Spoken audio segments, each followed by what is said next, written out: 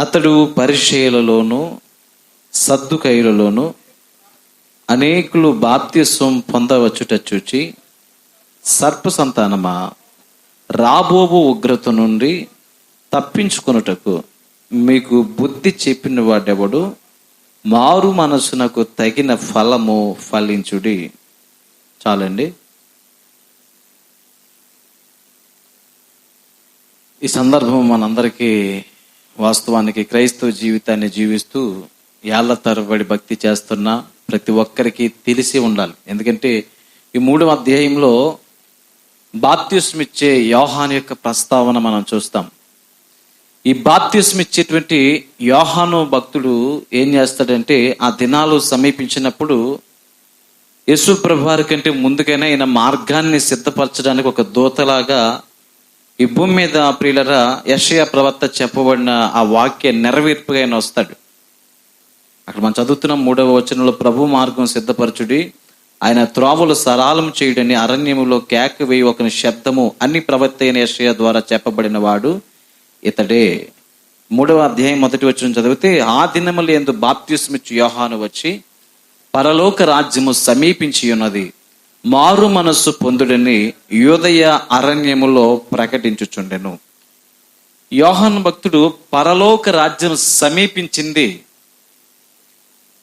పరలోక రాజ్యం మీ కొరకు తెరవబడింది, పరలోక రాజ్యం మీకు అతి చేరువుగా ఉంది, ఆయన రాజ్యానికి మీరు వారసులు అవ్వాలని చెప్పి స్వార్థ ప్రకటన చేస్తూ ఆ రాబోయే మెస్సయ్యకు ముందుగా ఆయన త్రోవలను సరళం చేసేటువంటి ఒక దూతగా ప్రియులారా యోహాను గురించి మనం చదువుతున్నాం.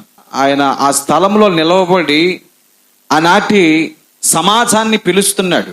4వ వచనం నుండి, ఈ యోహాను ఎవరంటే, ఒంటె రోమముల వస్త్రమును మొల చుట్టూ తోలుదట్టి ధరించుకునేవాడు. ఆయనకు ఆహారం ఏమిటండి? మిడతలు, అడవి తేనె. వినండి, మంచి విషయాలు మనం నేర్చుకోవాలి దేవుని యొక్క వాక్యము నుండి. ఈ ప్రస్తుత దినాల్లో పిల్లలు నేను కొత్త నిబంధన నుండి కొన్ని ప్రాముఖ్యమైనటువంటి ప్రాంతాల గురించి, కొందరు ప్రముఖులను గురించి, వారి యొక్క జీవిత సారాంశం, వారి యొక్క చరిత్రలో మీ ముందు పెట్టాలని ఇష్టపడుతున్నాను. గతించిన దినాల్లో లోయల గురించి, పర్వతాల గురించి మనం నేర్చుకోలేదని, ఆకోరు లోయ, బెరకా లోయ, ఇంకా చాలా లోయలు మనం విన్నాం. ఈ ప్రస్తుత దినాలలో ఈ క్రొత్త నిబంధన నుండి ఒక మంచి టాపిక్ ఏంటంటే, ప్రాముఖ్యమైన పట్టణాలు, ప్రముఖమైనటువంటి వ్యక్తులు, వారి యొక్క జీవిత గాథలు, వారి చరిత్రలు మనం తెలుసుకోవటం ద్వారా కొంతవరకు బైబిల్లో నుండి సన్నివేశాలు మనకు పూర్తిగా అర్థమవుతాయని ఈ రాత్రి దేవుని సేవకునిగా ఈ వాక్కును మీ ముందు తీసుకుని వస్తున్నాను. ఇందులో నుండి ఒక జనాంగాన్ని గురించి మీకు చెప్పాలనుకుంటున్నాను. అయితే గ్రంథకర్త అన్నాడు, ఈ యోహాను ఎవరు అంటే, అరణ్యంలో కేకలు వేస్తున్నాడు, ఆయన ఆహారం ఇది, మిడతలు తింటాడట, అడవి తేనె ఆయనకు ఆహారం. ఆ సమయమున 5వ వచనం, యెరూషలేము వారును యూదయ వారందరూ యొర్దాను నది ప్రాంతముల వారందరూ అతని యొద్దకు వచ్చి తమ పాపములు ఒప్పుకొనొచ్చు యొర్దాను నదిలో అతని చేత బాప్తిస్మము పొందుచుండిరి. యొర్దాను అనేటువంటి నది తీరానికి అందరూ వచ్చారు. ఆ ఊర్లో ఉన్నటువంటి ఆ ప్రాంత ప్రజలు, అలాగే ఆ తీర ప్రాంతానికి సంబంధించినటువంటి ఆ నది ప్రక్కన ఉన్నటువంటి పట్టణ ప్రజలందరూ కూడా వచ్చారట. యెరూషలేము వారట, యూదయ వారట, యొర్దాను నది ప్రాంతముల వారందరూ కూడా ఆయన దగ్గరకు వచ్చి ఆ యొర్దాను నదిలో వారి పాపాలు ఒప్పుకొని ఆయన చేత బాప్తిసం పొందుతున్నారు. ఇక్కడి వరకు బాగానే ఉంది. తర్వాత యోహాను భక్తుడు అంటున్నాడు 7వ వచనంలో, అతడు పరిసయ్యులలోను సద్దూకయ్యులలోను అనేకులు బాప్తిసం పొందవచ్చుట చూచి, సర్ప సంతానమా, రాబోవు ఉగ్రతను తప్పించుకొనుటకు మీకు బుద్ధి చెప్పిన వాడు ఎవడు? ఈ మాట అసలు అక్కడ ఉపయోగించాల్సిన ఆంతర్యాన్ని ఒకసారి జ్ఞాపకం చేసుకుందాం. అయితే ఈ యోహాను ఏమంటున్నాడంటే, వారు బాప్తిసం పొందడానికి వచ్చారంట. ఏ గుంపులు? పరిసయ్యులు, సద్దూకయ్యులు, అలాగే అనేకులు బాప్తిస్మము పొందుట వచ్చుట చూచి, సర్ప సంతానమా, రాబోవు ఉగ్రత నుండి తప్పించుకున్నట్టుకు మీకు బుద్ధి చెప్పిన వాడు ఎవడు అని ప్రశ్నించాడు. అక్కడ మీరు అనొచ్చు, ఇదేంటండి పాస్టర్ గారు బాప్తిసం తీసుకున్న వాళ్ళని ఇంత మాట అన్నాడు అని.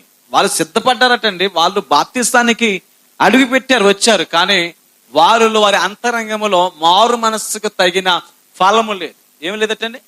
అందుకే ఆయన ఈ మాట చెప్పాల్సిన పరిస్థితి ఉంది. ఎందుకంటే వాళ్ళ చరిత్ర అంతా కూడా ఈ యోహాను భక్తునికి తెలుసు.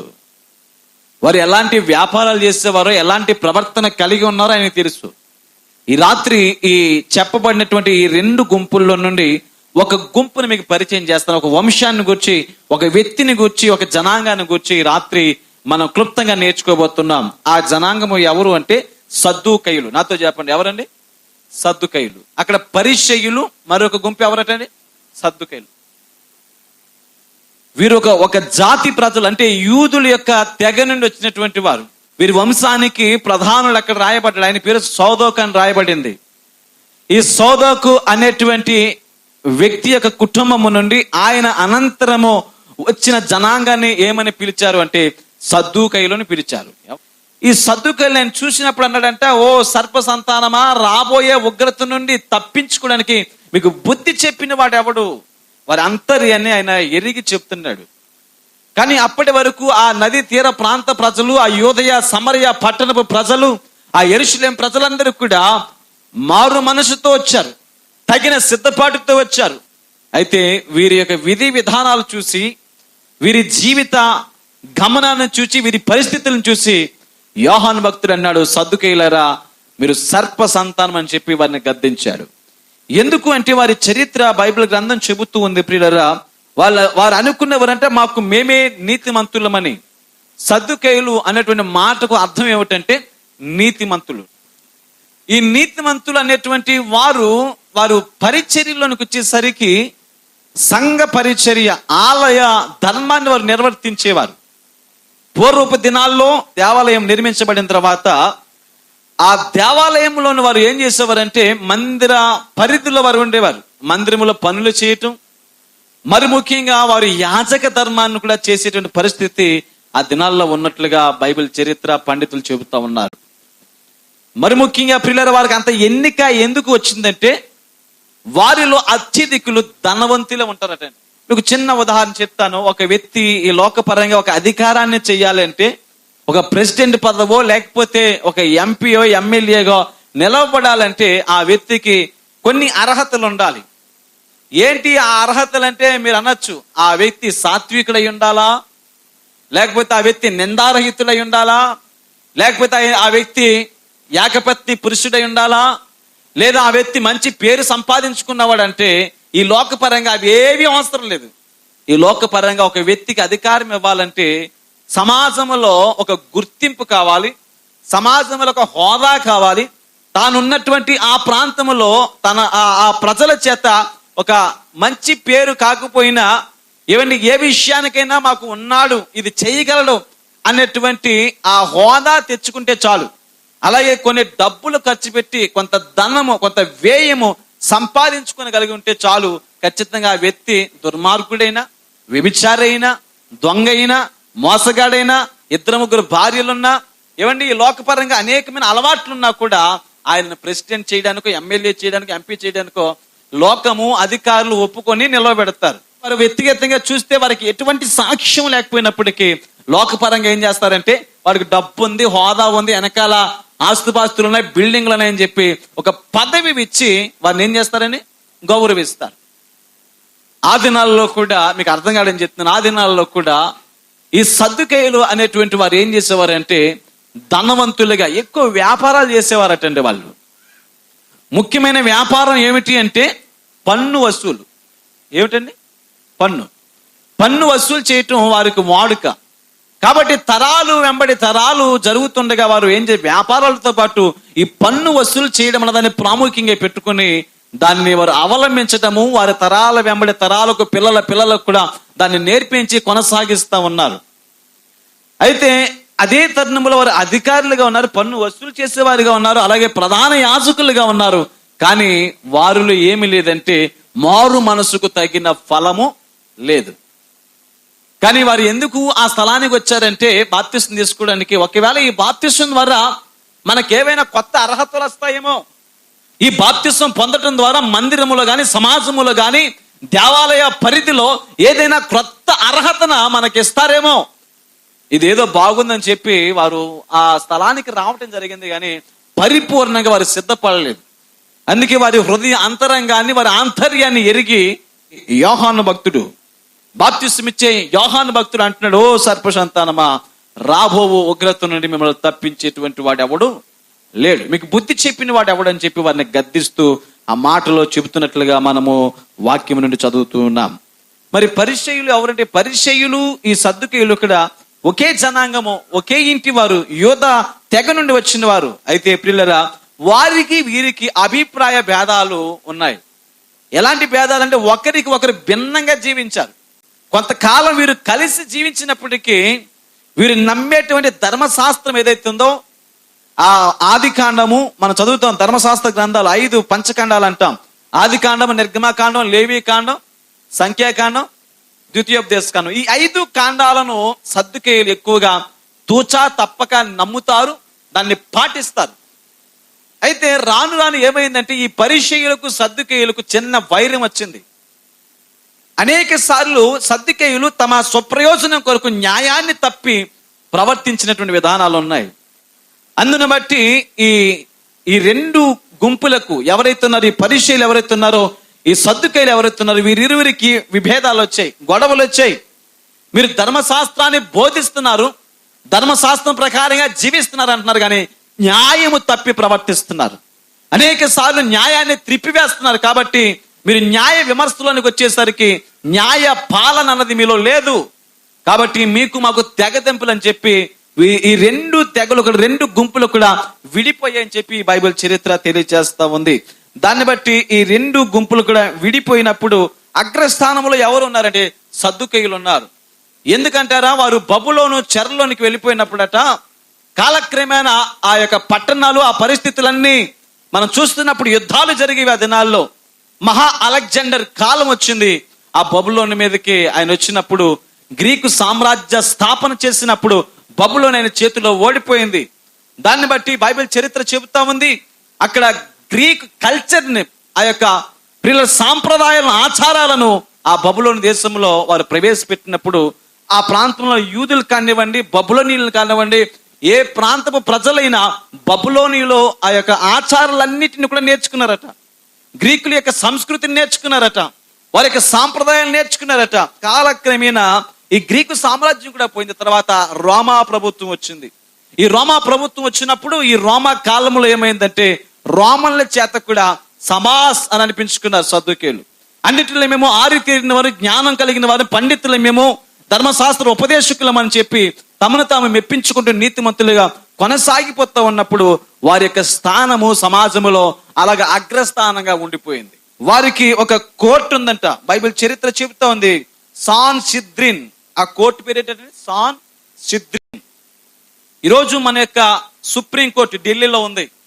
అలాగే యూతులకి ఒక కోర్టు ఉంది, ఆ కోర్టు పేరు సాన్ సిద్రిన్ అనేటువంటి కోర్టు ఉంది. ఆ కోర్టులో కూడా న్యాయమూర్తులుగాను, ఆ కోర్టులో న్యాయవాదులుగాను, అందులో అధికారాన్ని చలాయించిన పెద్దలుగాను ఎక్కువ మంది సద్దుకైలే ఉండేవారటండి. ఎవరు ఉండేవారని? సద్దుకైలే. ఈరోజు మన భారతదేశంలో అగ్రస్థానంలో ఉన్నటువంటి కులం ఏదైనా ఉంది అంటే ఎవరండి? బ్రాహ్మణులు అని చెప్పుకుంటాం. అలాగే ఆ దినాల్లో బైబిల్ చరిత్ర ఆ కాలంలో ఎవరున్నారు? సద్దుకైలు ఉన్నారు.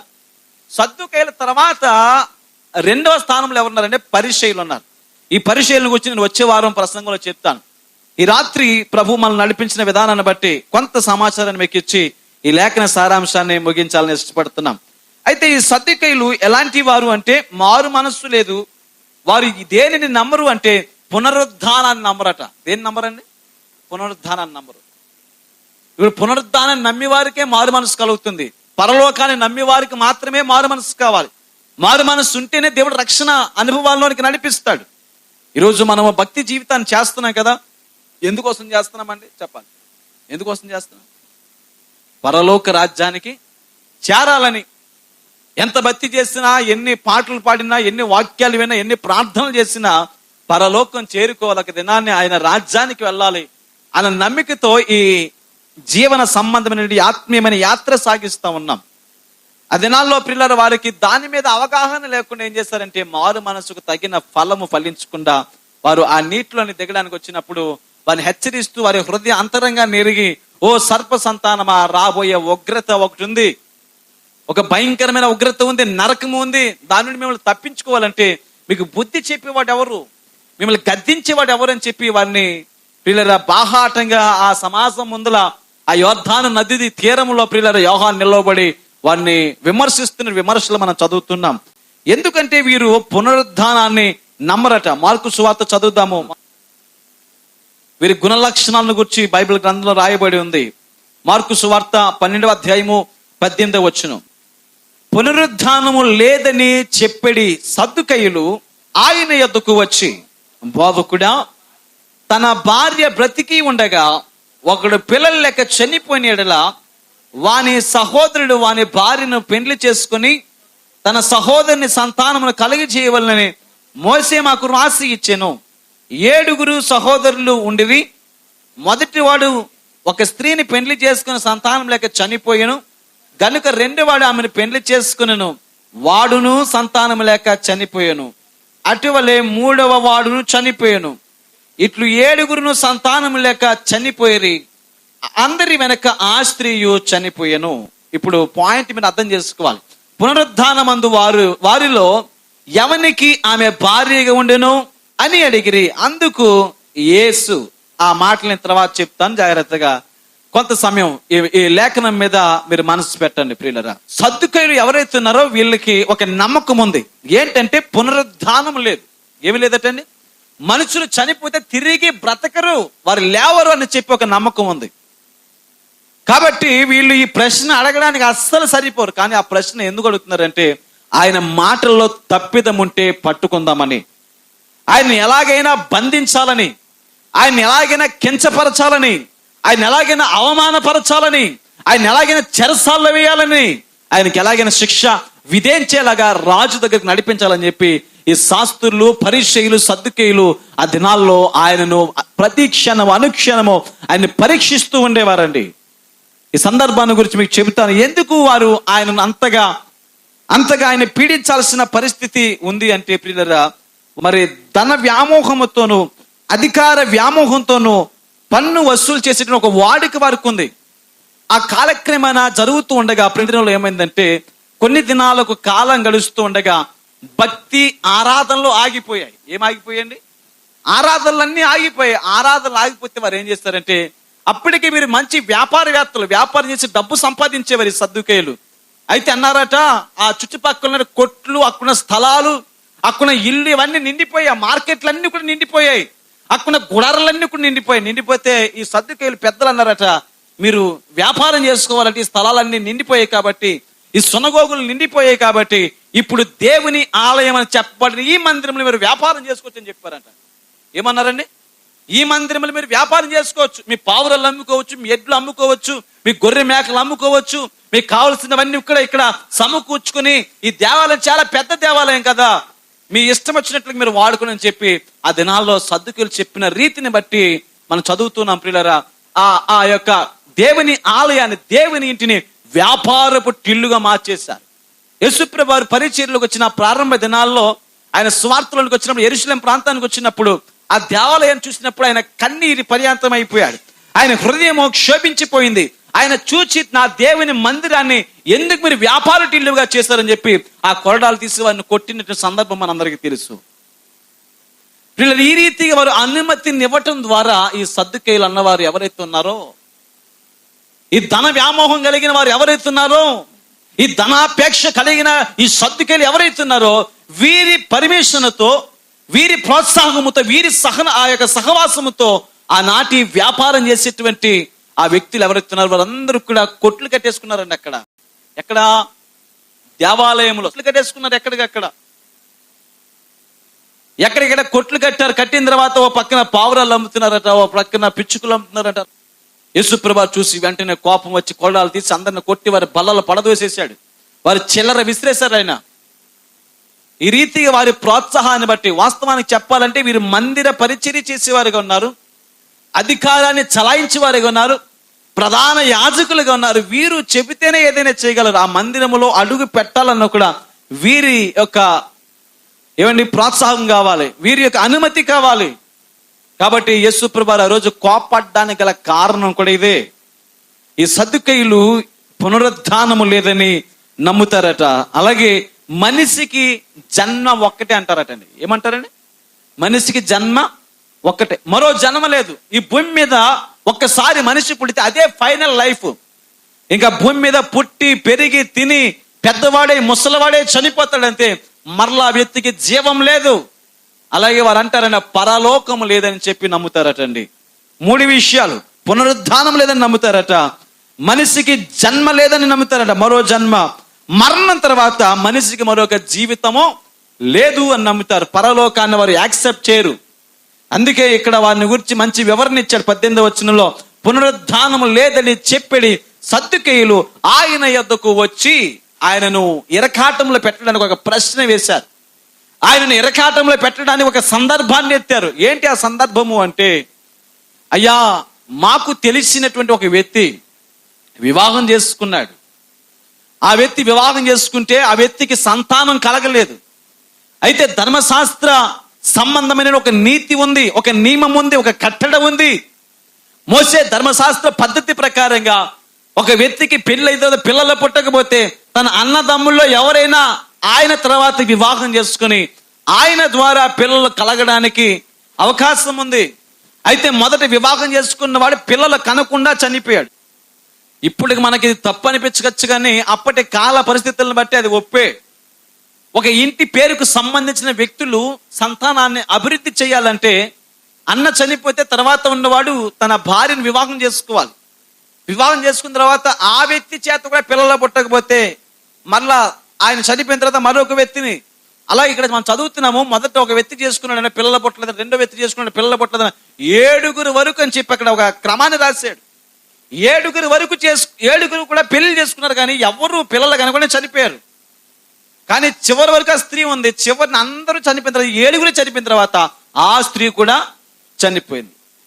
ఇప్పుడు అయ్యా నువ్వు ఏదైతే చెబుతున్నావో పునరుద్ధానం ఉన్నదని, ఏదైతే పునరుద్ధానం గురించి పరలోకం గురించి నువ్వు బోధిస్తున్నావో ఆ పునరుద్ధానమందు ఆ పరలోకానికి వెళ్ళిన తర్వాత ఇప్పుడు ఆ స్త్రీకి ఆ 7 భర్తలుగా ఉంటారా, లేకపోతే మొదటి వాడేనా అని అడుగుతున్నాడు. అర్థమైంది? చాలా ఇరకాటంలో పెట్టాడు. ఇప్పుడు మీ జవాబు ఏంటో చెప్పండి. మీరు ఏం చెప్తారు? మీ జవాబు ఇక్కడ వాక్యంలో ఉన్నది కాదు, మీరు ఏం చెప్పాలనుకున్నా చెప్పండి. చెప్పాలి. వాస్తవానికి చట్ట ప్రకారంగా చెప్పాలంటే మొదటి వ్యక్తినే చెప్తాం. మొదటి వివాహం చేసుకున్న వ్యక్తినండి భర్తగా ఉండొచ్చు అనొచ్చు. అప్పుడు ఈ సద్దుకేలు అంటారండి, మరి ఆ 6 సంగతి ఏమిటి? ఆ 6 ఏమవుతారు? ఆ 6 ఎందుకు వివాహం చేసుకున్నారు? ఊరకిని వివాహం చేసుకున్నారా? సంతాన అభివృద్ధి చెయ్యాలని చెప్పి దీక్షతో వారు చేశారు, కానీ వారు వల్ల కాలేదు. కానీ మిగిలిపోతారు 6. వారిని కూడా సంతృప్తి పరచాలి. వారిని ఏం చేయమంటారని చెప్పి యేసుప్రభుని ప్రశ్నిస్తారు. కానీ యేసుప్రభు జవాబు ఎలా ఉందో తెలిసి చాలా అద్భుతంగా ఆయన వారి హృదయ అంతరంగాన్ని ఎరిగి ఆయన మంచి సమాధానాన్ని ఇస్తున్నారు. చదవండి ప్రియులరా. అందుకు యేసు, మీరు లేఖనములను గాని దేవుని శక్తిని గాని ఎరుగక పోవుట వలననే పొరబడుచున్నారు.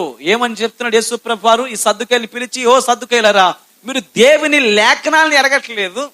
మీరు ధర్మశాస్త్ర ఉపదేశకులను చెప్పుకుంటున్నారు, పండితులను చెప్పుకుంటున్నారు, నీతిమంతులను చెప్పుకుంటున్నారు, అధికారులను చెప్పుకుంటున్నారు, కానీ మీరు దేవుని శక్తిని ఎరుగక జీవిస్తున్నారు.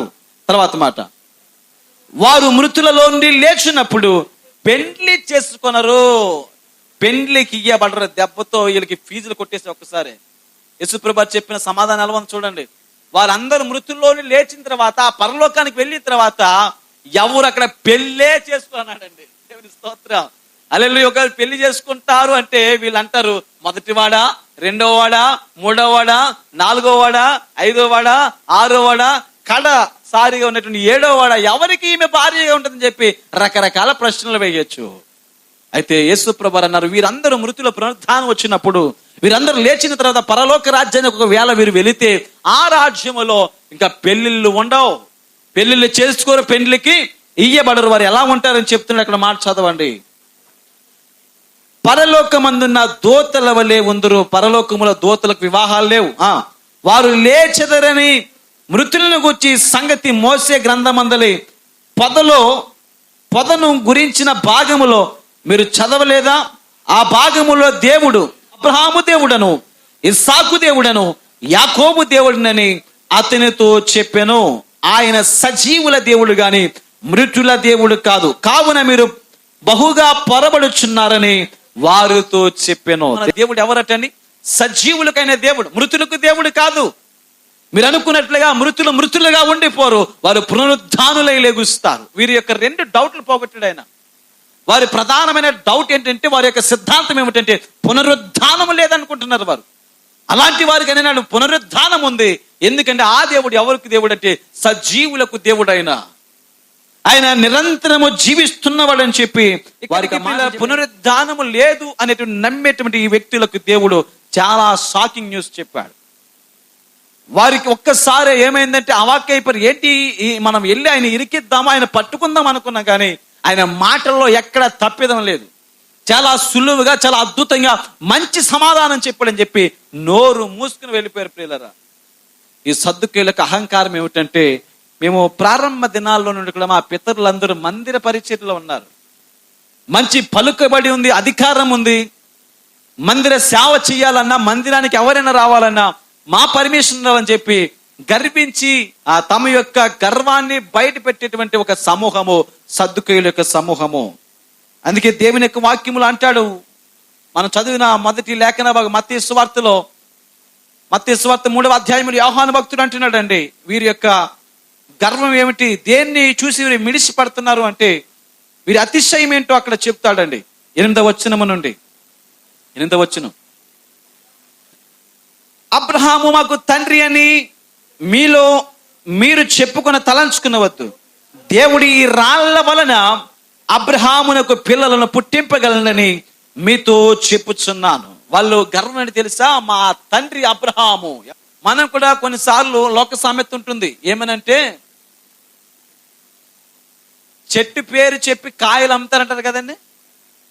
అలాగే ఇక్కడ పెద్ద కుటుంబానికి, పెద్ద విశ్వాసులకు తండ్రి ఎవరైతున్నారు, ఇశ్రాయేలు సంతానానికి మూల పురుషుడు ఎవరైతున్నారు, అబ్రహామును గురించి వారు చెప్పుకుంటున్నారు. అబ్రహాము మాకు తండ్రి, అబ్రహాము మాకు అన్నిటినీ సమకూర్చాడు. ఇక్కడ యోహాను భక్తుడు అంటున్నాడు, ఈ రాళ్ల వలన అబ్రహామునకు ఆయన పిల్లలను పుట్టిస్తాడు. మీరు ఆయన పిల్లలుగా ఉన్నంత మాత్రాన ఆయన విశ్వాసులకు తండ్రి లేదా జనాలకు తండ్రి అయిన అయిపోడు.